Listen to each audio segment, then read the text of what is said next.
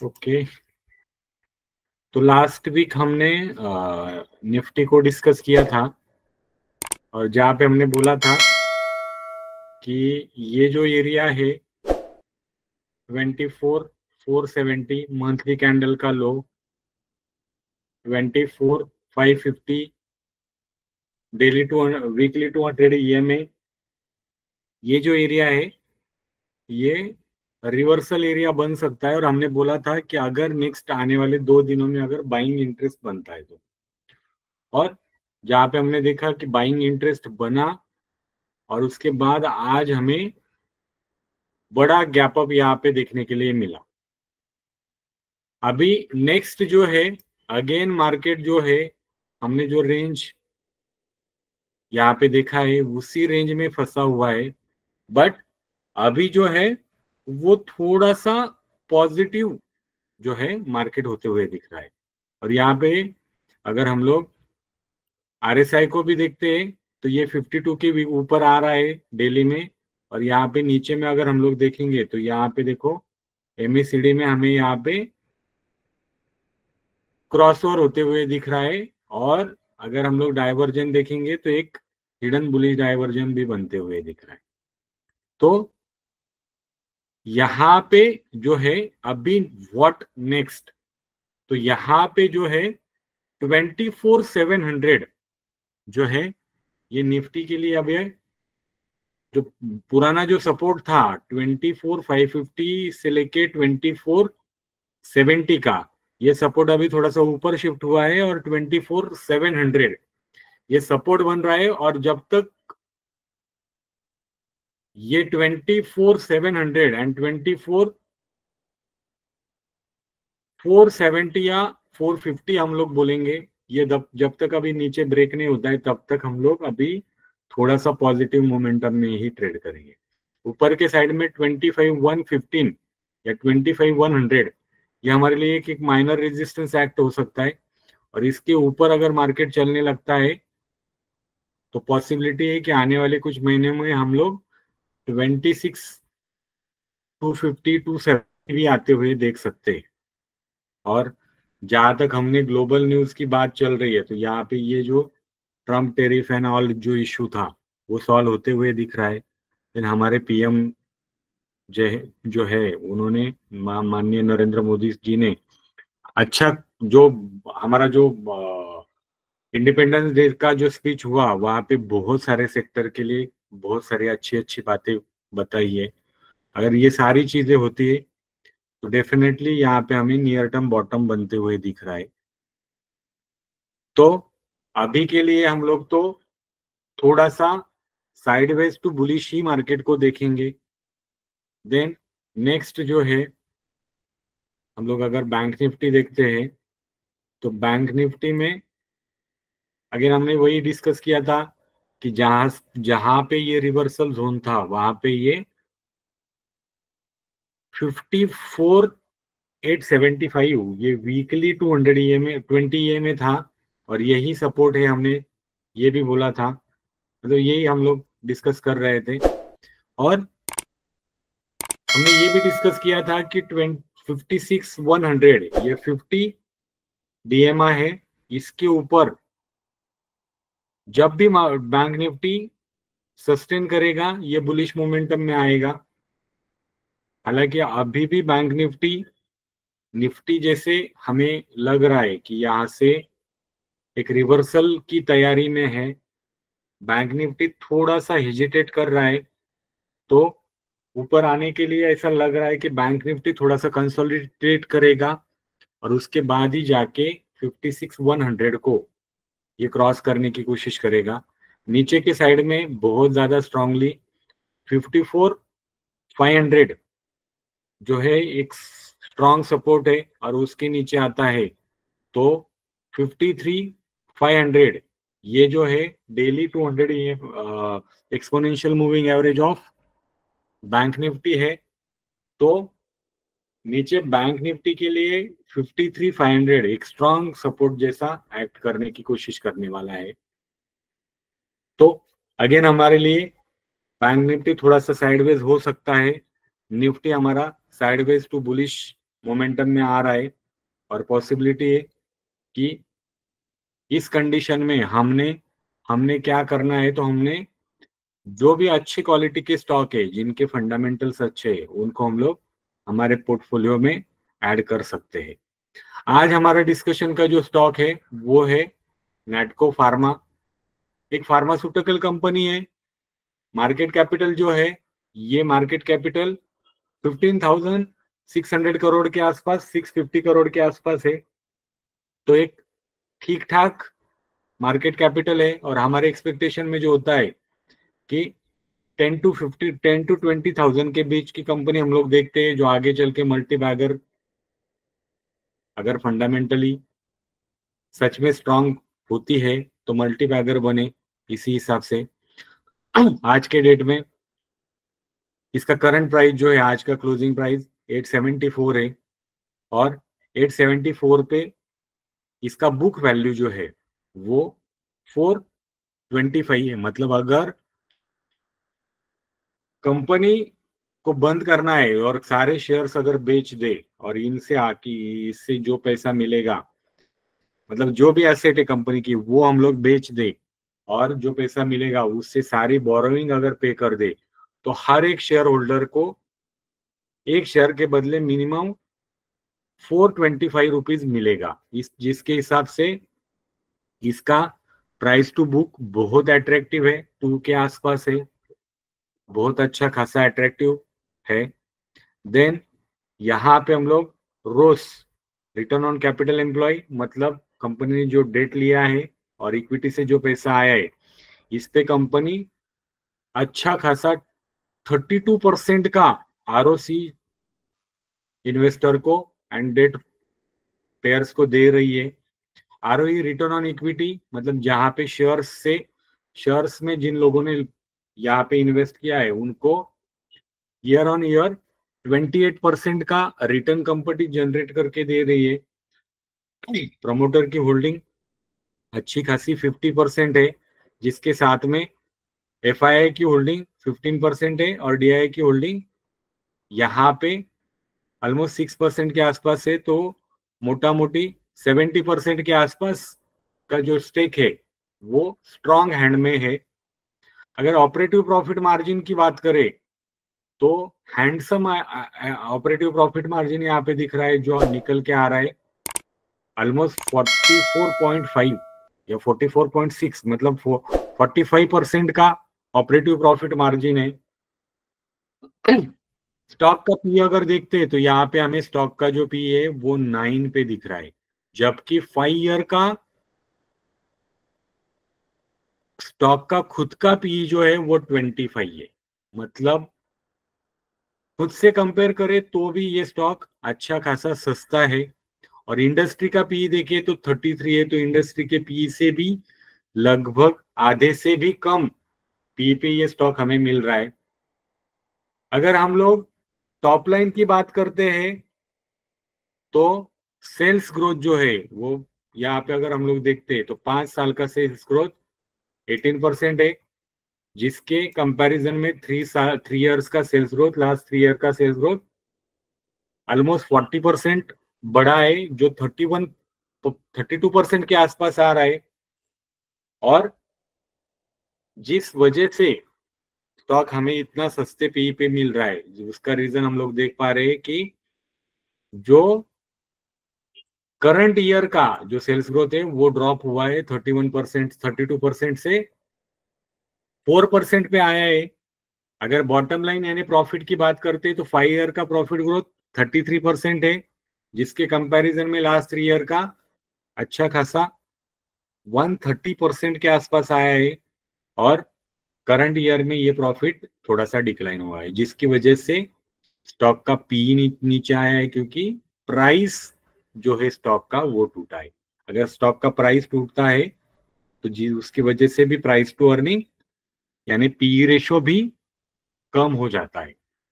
अगर हम लोग कंपनी का रिजर्व देखते हैं तो कंपनी के पास 750 करोड़, साढ़े मतलब 7,571 करोड़ का रिजर्व है, जिसके कंपैरिजन में डेट जो निकल के आ रहा है ओनली 279, मतलब ऑलमोस्ट 1% भी कंपनी के रिजर्व के तुलना में डेट नहीं है। मतलब बहुत ऑलमोस्ट पकड़ लो कि कंपनी के पास मतलब इतना कैश पड़ा है कि उसके सामने डेट ना के बराबर है। अगर हम लोग year on year capital return on capital employ देखते हैं तो 7 ईयर का रिटर्न ऑन कैपिटल एम्प्लॉय 19 है, 5 ईयर्स का देखते हैं तो 19.5 है, और लास्ट 3 ईयर का देखते हैं तो 26.9 है। तो ईयर ऑन ईयर हमें रिटर्न ऑन कैपिटल एम्प्लॉय, यानी जिन लोगों ने पैसा लगाया है वो, और जो भी डेट होल्डर्स है जिनके पास से कंपनी ने डेट लिया है, उन सारे लोगों को कंपनी साल दर साल जो रिटर्न है वो ज्यादा ही देते जा रही है। यहाँ पे अगर हम लोग देखते हैं तो कंपनी का जो सेल्स फ्रॉम ऑपरेशन अच्छा खासा पॉजिटिव सेल्स फ्रॉम ऑपरेशन है, अच्छा खासा पॉजिटिव सेल्स फ्रॉम ऑपरेशन है। और प्लेज परसेंटेज ऑफ प्रोमोटर अगर देखते हैं तो ये 0 है। मतलब यहाँ पे अगर हम लोग देखते हैं, मतलब कम पी, सस्ता स्टॉक, एक मिनिमल साइज की कंपनी 15,000 करोड़ की, जिसका आरओई 28% का है, आरओसी 32% का है, जिसपे कंपनी ऑपरेटिव प्रॉफिट मार्जिन जो है वो ऑलमोस्ट 45% कर रही है। और यहाँ पे हम लोग देखते हैं तो सेल्स फ्रॉम ऑपरेशन मतलब कंपनी के धंधे से पैसा बन रहा है, ये जो पैरामीटर्स है। और ईयर ऑन ईयर अगर हम लोग कंपेयर कर रहे हैं तो जो इन्वेस्टर है उनको पैसा कंपनी ज्यादा कमा के दे रहे, तो इसको अगर हम लोग देखते हैं तो डेफिनेटली कंपनी रीड करने लायक है। कंपनी रीड करेंगे, ये हुआ कंपनी का पास्ट परफॉर्मेंस है। कंपनी को अगर रीड करेंगे तो इससे हमें फ्यूचरिस्टिक कंपनी के क्या क्या गोल्स है, कहाँ पे कंपनी कैपेक्स करने वाली है, कंपनी का बिजनेस कहाँ कहाँ से आ रहा है, और उसमें क्या बढ़ोतरी होने के चांसेस है, ये अगर हमें पता चलता है तो इस स्टॉक में हमें बाइंग करने के लिए एक इंटरेस्ट बन सकता है। तो हम लोग आज इसको पहले रीड कर लेते हैं। Yes sir. Okay, sir. Natco Pharma Limited. Natco is a vertically integrated research and development focused pharmaceutical company engaged in developing, manufacturing, and marketing complex products for niche therapeutic areas. Natco has established its presence in all three business segments with finished dosage formulation, FDF, active pharmaceutical ingredients, APIs, contract manufacturing businesses. Key points: business segment, export formulation 44% in Q3 financial year 25. This is 73% in financial year 23. The company manufactures and markets finished dosage formulation in 50 plus countries, including the US, Canada, Brazil, and Europe. Major US partners including Sun Ranbaxy, Acito Rising, Evilvogen, Tiva, Mylan, Actavis, Lupin, etc. Its international business focuses on para-IV and first-to-file molecules, with plans to expanding into emerging markets like MENA, Latin America, and Southeast Asia. Domestic formulation 15% in Q3 financial year 25. This is 13% in financial year 23. The domestic formulation business targets oncology, specialty pharma, cardiology, and diabetology therapeutic areas. It has specialized sales team of 850 plus people and 1,000 distributors. The company plans to launch 5 plus new products annually across 4 divisions. It is one of the leaders and pioneers in branded oncology targeted therapeutic segments. Active pharmaceutical ingredients 10% in Q3 financial year 25 versus 7% in financial year 23. The company specializes in niche API manufacturing, having a portfolio of 50 plus APIs mainly in the oncology segment. It is also present in other therapeutic areas like central nervous system, CNS, pain management, and cardiovascular CV care. It has filed 58 DMFs, of which 49 are active. Crop Health Science 2% in Q3 FY25 versus 1% in FY23. The company offers a broad range of crop protection products, including insecticides, fungicides, herbicides, biostimulants, and semiochemicals. Its key product target pests affecting crops such as paddy sugarcane, cotton, tomato, chili, and soybean, and include technical formulations like chloroplant, chloroplantraniliprole, thimethox- thimethoxam, and fipronil. Other 29% in Q3 FY25 versus 6% in FY23. The company is leading contract manufacturer for 40 plus pharma products supplying major Indian companies. It offers tablets, capsules, and injectables across key therapeutic areas such as oncology, antivirals, and cardiology. Manufacturing facilities.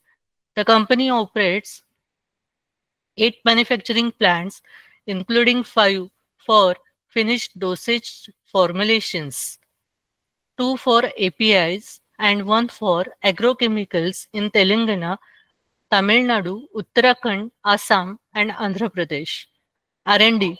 The company has 2 R&D centers in Telangana and Hyderabad, focusing on expanding peptide and oligonucleotide portfolios and developing drugs for new areas like muscle atrophy, cardiovascular disease, cholesterol, and ADCs. The company has filed 570 plus patents globally with 300 plus granted.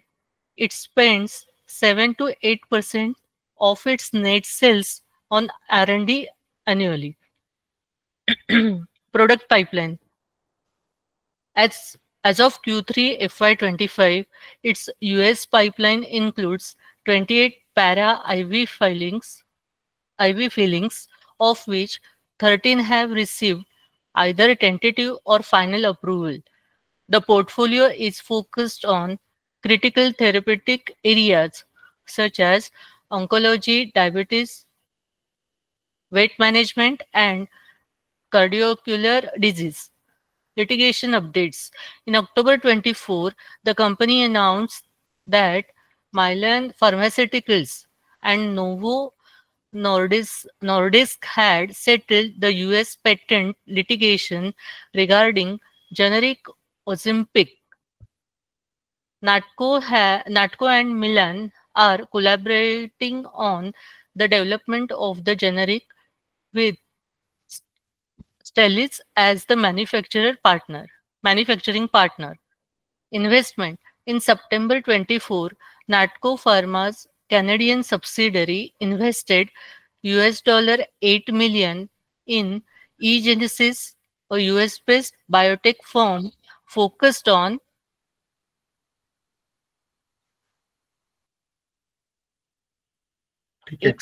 xenotransplantation. Focus. The company is targeting revenue of rupees 130 to 140 crore from its corporate business in FY26, with expectations of achieving break-even. The company is also looking at a potential acquisition.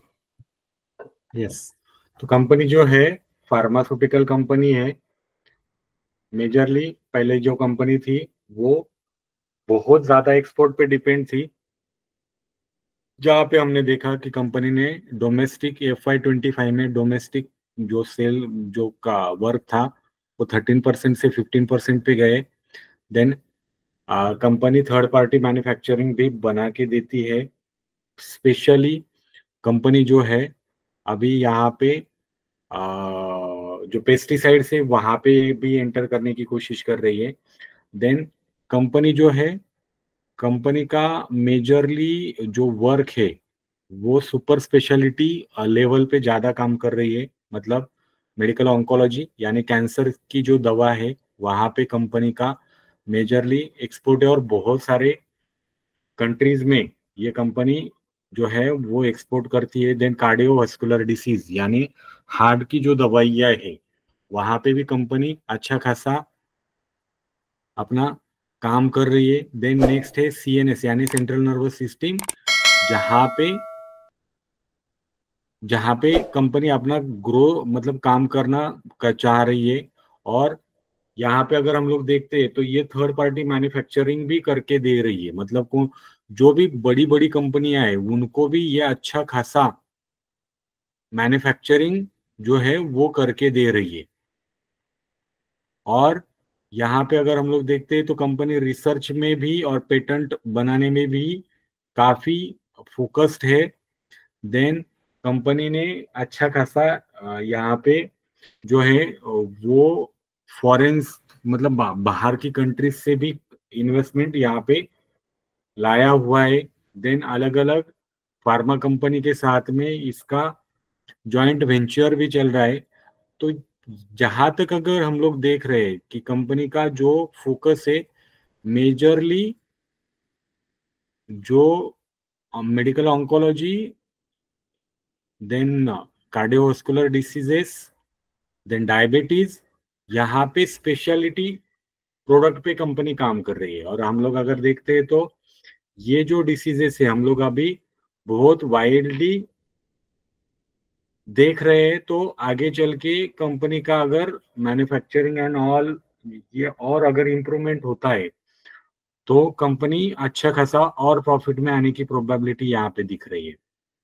तो company definitely अच्छी ही दिख रही है। अभी हमें chart पे जाके देखना है कि नेटको फार्मा जो है वो चार्ट पे कैसे दिख रहा है, टेक्निकली नेटको फार्मा क्या दिख रहा है। तो अगर हम लोग मंथली चार्ट को ओपन करते तो डेफिनेटली कहीं पे भी हमें यहाँ इसका जो अप ट्रेंड है वो डिस्टर्ब होते हुए नहीं दिख रहा है कि ये कंटिन्यूअस हाइयर हाई हाइयर लो फॉर्मेशन में ही है। मतलब कंपनी अप, ये स्टॉक जो है टेक्निकली अप ट्रेंड में ही है। वीकली अगर हम लोग देखते हैं तो वीकली यहाँ पे जो है 930 ये वीकली 200 EMA है, जो हम लोग बोलते हैं कि एक अच्छा खासा स्ट्रॉन्ग सपोर्ट होता है। इसके ऊपर जब भी स्टॉक की प्राइस आती है यहाँ पे हमें बाइंग इंटरेस्ट बनते हुए दिखते हैं, देख सकते हैं हम लोग। अगर लास्ट हिस्ट्री अगर देखते हैं तो देखो 2020 में इसने 200 EMA को क्रॉस किया था और उसके बाद लगभग 87% का रैली हुआ था।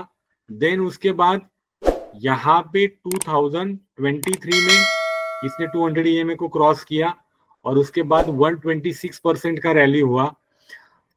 अभी हालांकि स्टॉक जो है वो उसके 200 EMA के नीचे ट्रेड हो रहा है, और यहाँ से अगर ये 200 EMA के ऊपर आता है तो अगेन हमें यहाँ पे 50 to 60% का, और अगर ये सारी चीजें अच्छी जो हमने डिस्कस किया जिसको हमने पढ़ा वो अगर होती है तो आने वाले दिनों में ये स्टॉक फर्स्ट जो है इसका लाइफ टाइम हाई जो है वो 1600 का जो उसका टॉप था वहां तक जा सकती है, और वहां से 2000 के टारगेट के लिए भी ऊपर आ सकती है। बट डेफिनेटली आज के डेट में स्टॉक वीकली 200 EMA के नीचे है। डेली चार्ट पे अगर देखते हैं तो डेली में भी इसका 1000 का जो है वो 200 DMA है, डे एक्सपोनेंशियल मूविंग एवरेज है।